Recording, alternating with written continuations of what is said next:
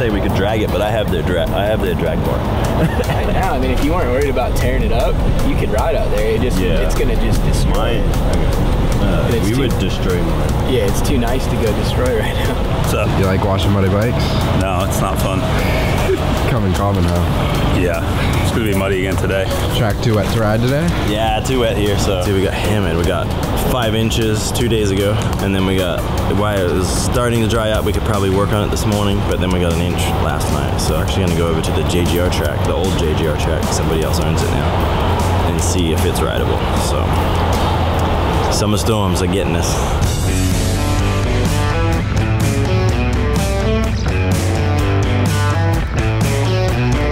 Get to see you do a lap on that? On that? Yeah. No, you missed that? I missed it. It was a hard no for me. I'm out. I love riding my dirt bike. It's one of my favorite things in the whole entire world, and I can honestly say that I'm okay to never do that. It looks really hard. What about you, Dax? No, dude, I ain't got the technique for that. Such a different feel too. Like I want to be laying all over those rocks. No, it was when I was riding a Honda. Yeah. And I asked them if I could come and ride, and I would build a new track. So then that was I paid for the track, and then they let me ride here. So nothing has really happened here probably for 2 years. It's funny. It's funny to just see the whole track. It's funny walking in the shop like it's the same as last time I was here, like 2.5 years ago. They left everything. They did, yeah. Yeah. The dirt's awesome on this track.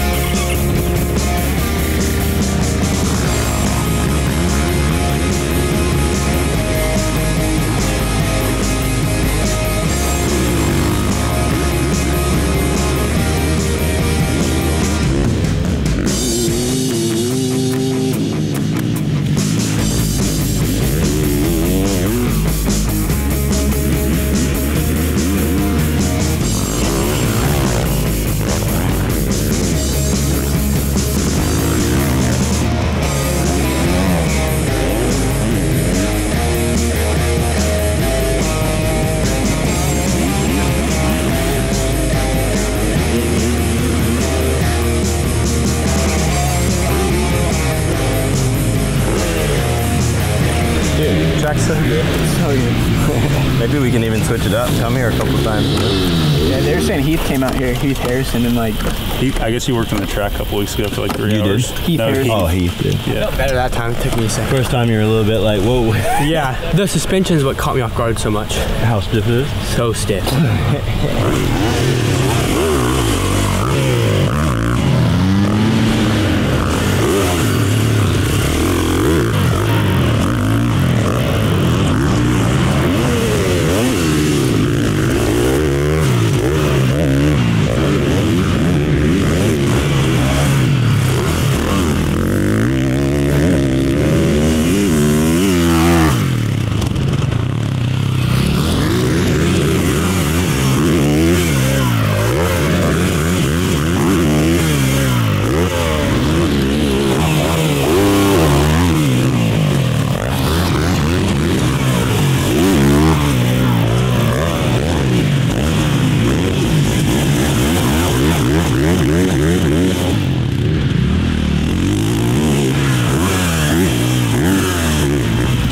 Times looking like? Times are good, consistent. Only issue I had was my marker didn't work. Is this track tougher than yours? It's different. Like mine has like a higher heart rate, but this one has a little lower heart rate, but it's a little more racy, like it's faster.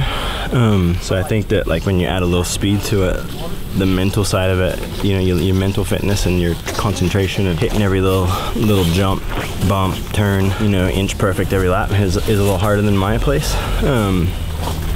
So yeah, it's same but different. It's funny because it's like riding around and getting the track down. It's a fun, kind of brings back some good memories. But the suffer to get to where you need to get to it's good memories, but it's hard. It hasn't got any easier. JG needs to be on the boot camp, I feel like. They could be like old guys are us. Is JG older than you or younger? He is older. He's like 2 or 3 years older than me. Oh, okay. He's 35. Still kids. As soon as you get to 40, you can claim kids forever. Is JG training? Yeah. I mean, I don't know. I think he's riding. It's JG. No, I mean, I would assume so. I'm interested to know what he's doing off bike stuff, but I know that he's been riding and he's got bikes. He's always fast, especially if he's like comfortable. You know, if he's got like his own setup that he's bringing in. How long has it been since you've raced full time? Full time, I haven't raced since 2015, but I step in like pretty much once a year and do a race or two. I took 3 years off completely when I was working at Monster, but ever since then I usually hop in for a race a year.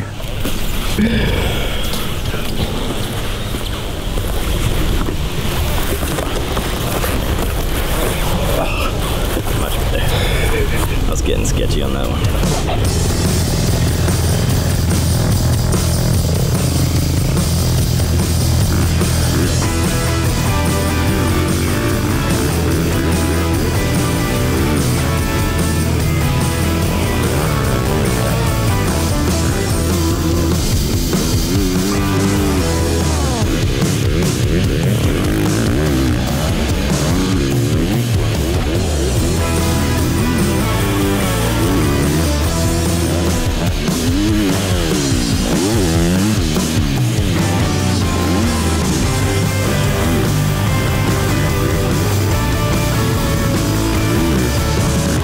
Physical science. All right. Any questions? I was gonna say, let's ace that class, Dax. What's the difference between physical science and actual science? They have like 20 different sciences. Oh, really? Yeah, I went from Is that like a new thing? Like since the pandemic, now we're changing up the word of science. Now we have 10 other different meanings of science. Is what it is. I mean, my opinion's my opinion, right? Yours is yours. I agree. Opinions are like assholes, right? Everybody's got one. Everybody's got one. Exactly, that's what my mom used to tell me. Logan, it didn't get any easier. No? No, second one was hard too. Started getting sweat in my goggles and I was like, oof. That one section looked a little sketchy. Which one? Over by the trees. Oh, I kept jumping off the side, but then they said that they were too, so I didn't feel so bad. You missed the whoops, he'll miss the finish line.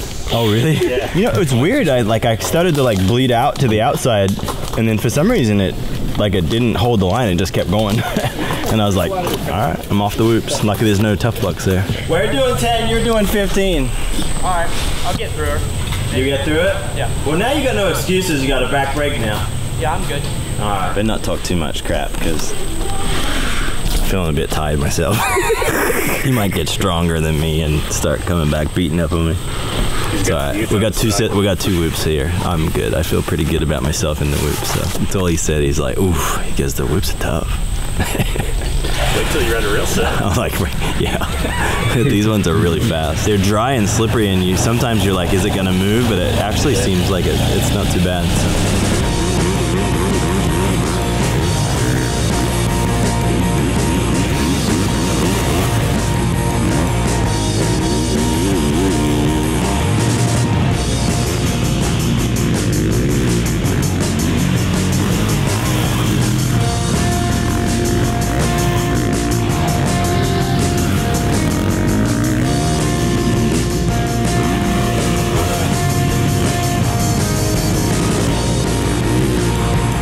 Struggle was real on that one. It wasn't that much fun. It didn't get any cooler.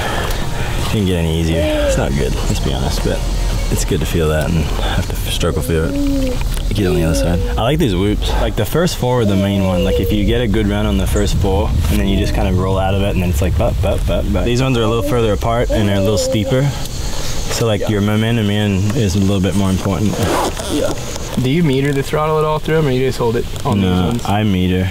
You do, even on these ones? Even on these ones, yeah. Are you third or fourth? I'm always third. Yeah. I normally meter, but on these ones, like I feel like if I just pin it, it's easier. Yeah. Or it just goes on the limiter and then you just, like the bike doesn't do anything. Yeah. This engine's easy. You can just bop, bop, bop, bop, bop. It's super easy. Like when they're far apart, I definitely meter. Yeah. Like I learned that from you. Yeah. I'll never forget, it was like 2002 US Open.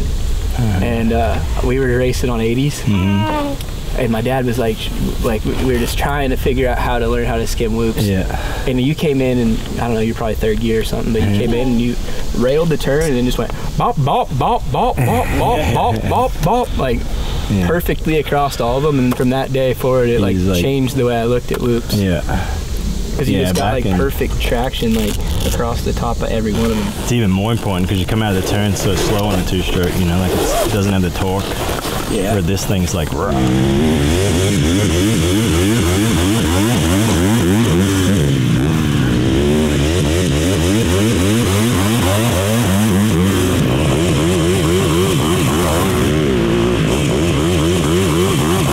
See, like when Josh comes out of the turn and it's like it sounds like he's almost wide open. In some ways he is wide open, but he's also fanning the clutch. Really? And so what he does is he loads the bike. And then so once the bike goes load, you know, like when you're standing, you can't go much faster than what you go without being like on the borderline out of control, you know? Because your next move from that point is if you get going too fast and you miss one, then obviously it happens bad. Or at that point, you can only stay committed and lift up and wheelie out, you know? And so like when you have a finger on the clutch, Josh sends it in, but like the first 4, it sounds like he's wide open, but what he's doing is just giving it a little bit more clutch. And so like, and then so the bike stays squatted, and then from there, once you get through those first 4, from there you just stand up with your head over the crossbar, and it's just bop, bop, bop, bop, bop. It's like the hard work's done, you know? Where you come in, and it's kind of like from the beginning all the way to the end, you have to be like really careful of bop, bop, bop, bop, bop, bop. Too much, it will. And if you notice, your bike is always bop, bop, bop. It never goes bop, bop, bop, bop like this, you know? It's honestly the same concept as when you're coming out of the turn, you know? Like when you're coming out of a turn, or, you know, like if you're coming out of, like say you come out of a rut and it's slippery, you know how you can catch it with the clutch, you know? Like, because you don't come out of the turn and just go like this, like you're still in the clutch a little bit, you know? And like if it starts slipping, you know how in the clutch you kind of like pull it and the bike just straightens up and goes? Essentially you're using it to keep the bike loaded and in that thing. Like, so whenever it wants to take off, it's a pull of the clutch. You know, because you're on the balls of your feet, so you can't reach the rear brake anymore. Once upon a time, everybody rode with their feet like this, and then you could drag the rear brake in the whoops. But now everybody's like on the balls of your feet, so now you have no access to the rear brake. Now you've got engine brake with the suspension, you know, with the 4-stroke. So as soon as you chop the throttle, then it wants to just dive in like this, you know? It's pretty impressive what Mookie did. Like, to have a solid year like he did, it's like a golfer going through a swing change. Like, I was pretty impressed with him picking up the... Yeah. Because, like, as a Stewart, it's against the rules, you know? Did he ever use it? James never did. No. But he was just... But he was so fast. Yeah. And he was so... I think the bike balance was a little different back then. Yeah. But he was so committed, and he was so good at coming in so fast and so committed. So then the bike would just go like this, and he was so strong that he would ever hold it like this, and he had way more rebound than everybody else. And so the bike would just stay down, you know, like it was real dead. Yeah. So he could get away with it, you know. If you ever look like it, his early 4-stroke years, how just tall his front looks and low the rear looks, it was for him to get away with the whoops, you know. He would come in and like just zero respect for the whoops. And then like at any point it went wrong, he would just grab more throttle and lift up, and just he was so good at just bop, bop, bop, bop, bop, like crazy. Oh dude. And you know, and every once in a while it gets a little squirrely, and like when you're behind him, you're like you want to back off probably when you're behind him. The night Ricky hit the boat was probably one of the nights, like those whoops, I'm telling you, like there was probably like 1.5 to 2 inches of like room that we could hit the whoops good. And James was really, really fast. I would say I was fast, and then Ricky was just hold on and hope for the best, you know, and we seen what happened. But dude, James made it happen. It's crazy.